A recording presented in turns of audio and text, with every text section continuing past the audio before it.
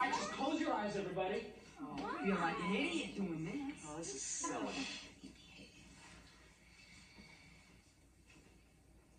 Okay, Daddy, come on in. I vow, I can't imagine what's going on here. Just keep them closed. Well, I'm gonna look. In just a minute. Grandpa, you're peeking.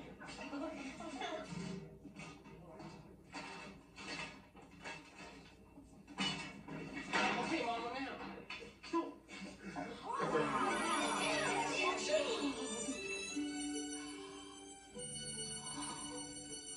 You didn't go buying that on credit. Son bought it for you, Lily. Well, where'd you get the money? Working for the Baldwin ladies. Well, now, just because I went there once doesn't mean that I approve of what those old ladies do. Mama, I never actually made any of that recipe. Well, will somebody please show me how this thing works? Come here. What are you doing?